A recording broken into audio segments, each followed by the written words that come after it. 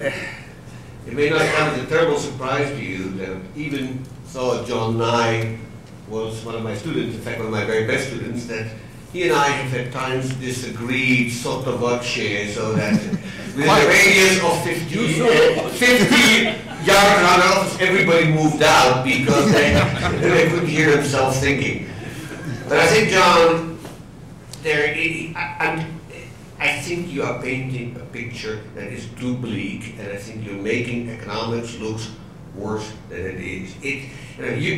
It's not like the phenomenon you're describing isn't there to some extent. But if you go over the main journals in economics, general purpose journals, you will see that the very best work in economic history, of der Greif, that of Joachim Voss, that of Ken Sokolov, and others, actually does make it to the journals. Is it tough? It sure is tough.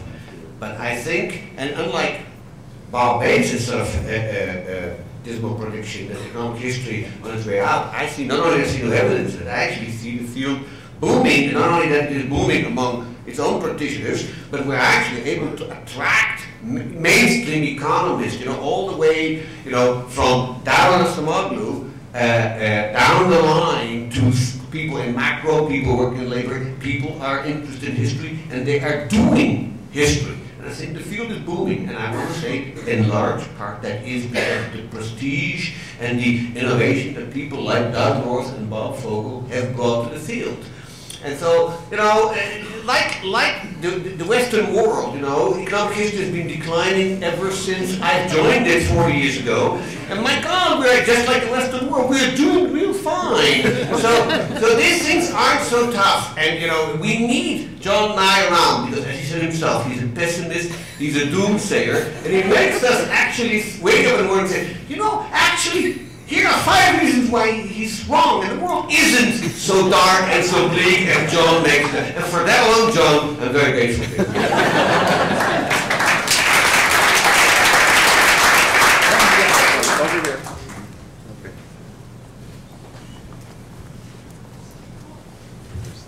It's appropriate that I follow Joel's comments because I don't think John is pessimistic enough.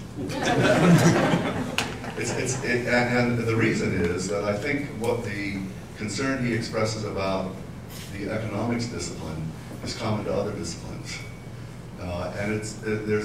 If one put one's ear to the ground, you would hear a lot of anti-economic talk, especially after the crisis, about how bankrupt a profession it is, coming from other professions that are closed-minded.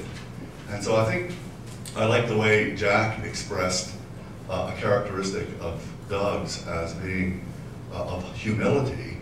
It's not merely humility, it's respect for other approaches. And I think it's the absence of respect, whether it's setting too high a bar in the top economics journals and anything that falls below that bar is not respected, to simply bashing economics. It's fashionable to bash these days.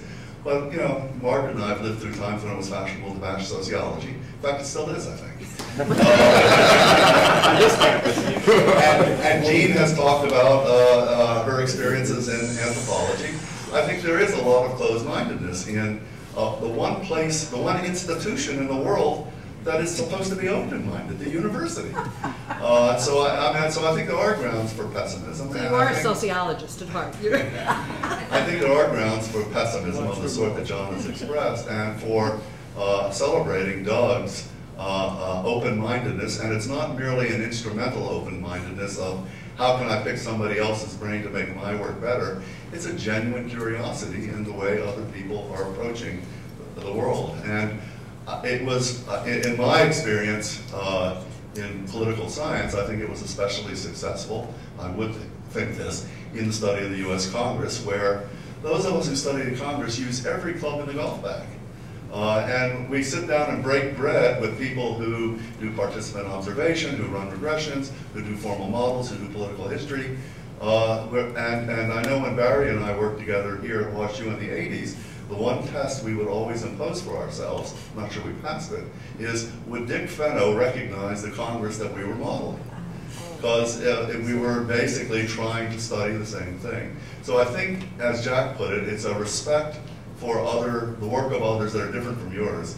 That is a key component that Doug exemplified, and I hope the rest of us can live up to it. Barry, if you can keep it short.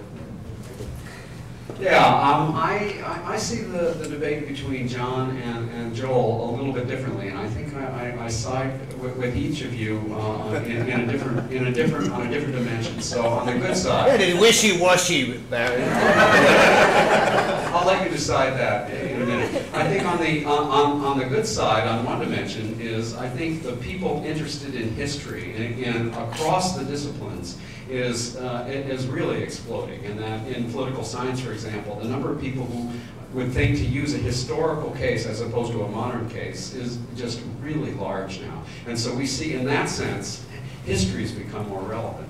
Where I side with John is I think it's the economic historians who are disappearing, in the sense of people trained professionally as economic historians, and that as the senior members are passing away, they're not being replaced. They're being by other economic historians. You can disagree, but I think that there's a fair amount of that.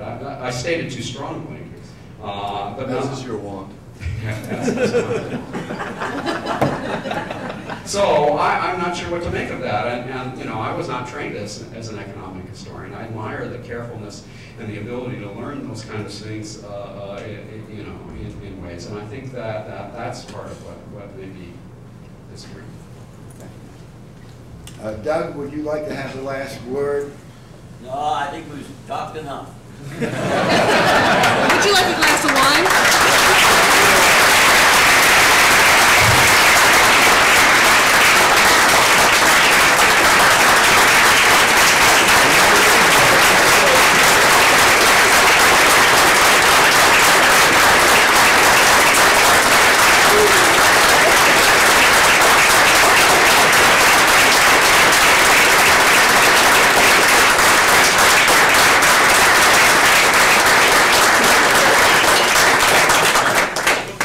Thank you.